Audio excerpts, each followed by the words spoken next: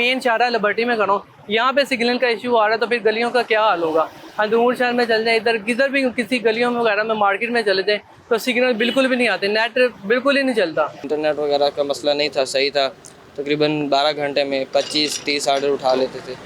लेकिन अभी कुछ दिनों से इंटरनेट का प्रॉब्लम चल रहा है, 8-10 दिनों से वही 5-6-7 ऑर्डर होते हैं। ये इसी से दिहाड़ी में भी फ़र्क पड़ता है। हम जैसे फूड पांडा वाले हैं, ये करीम वाले हैं, इंटरनेट नहीं चलेगा तो ऑर्डर या उनको राइट तो नहीं मिलेगी ना। अगर ये चीज़ को अच्छा बनाना चाह रहे हैं फिर तो ठीक है, थोड़ा टाइम के जैसे कि सड़क बनती है उस टाइम हम उबड़ खाबड़ जगह से गुजरते हैं कि यार बाद में अच्छी जगह बन जाएगी, लेकिन हम पता नहीं क्या करना चाह रहे हैं, ये आइडिया नहीं है। लेकिन जो इस टाइम जो नुकसान हो रहा है मेरे ख्याल से वो ज़्यादा ही हो रहा है। टास्क कंप्लीट करें तो हमें बोनस वगैरह देती है, अगर टास्क ना कंप्लीट करें तो फिर जो बोनस के पैसे हैं 50 रुपये 60 रुपये वो जस्ट मिलते हैं हमें। ऑर्डर वगैरह कम होने की वजह से हमारे बोनस भी ज़ाहिर सी बात है वो भी नहीं होते, कंप्लीट नहीं होते। जो ऑर्डर के पैसे हैं वो समझ लें कि आधे तो पेट्रोल में चले जाते हैं। कल जैसे कस्टमर ने मुझे गलत एड्रेस दे दिया था फूड पांडा पे, मैंने उससे बोला जी आप मुझे व्हाट्सएप पे अपना करंट लोकेशन सेंड करें, तो उसने मुझे जब वो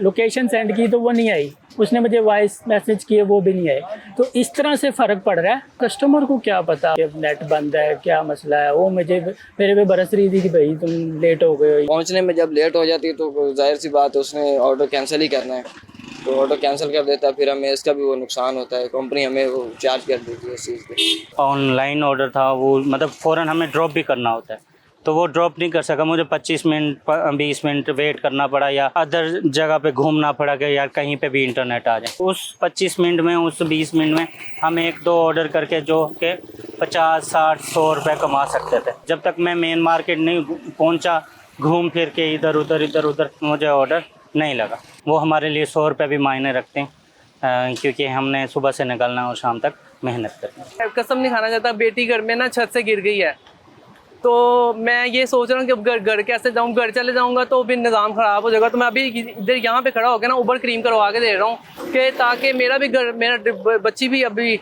वो भी हॉस्पिटल आ जाए, सर्विस हॉस्पिटल, और मैं भी यहाँ पे काम करता रहूँ। यानी इतना इस कदर यहाँ तक पहुँच गए हैं कि अब मैं घर जाऊँ तो कितना नुकसान होगा, कितने बिजली का बिल, घर के अखराजात, एक लम्हे के लिए जाना, एक दिन के लिए जाना कितना मुश्किल है। अगर आप कहें ना कि आप पाकिस्तान में काम करते हुए तो अपने फैमिली का पेट भी पाल सके ना, तो मैं फूड पांडा में काम करता हूँ, 50,000 भी कमाता हूँ ना, फिर भी मेरी उधार पे ज़िंदगी है।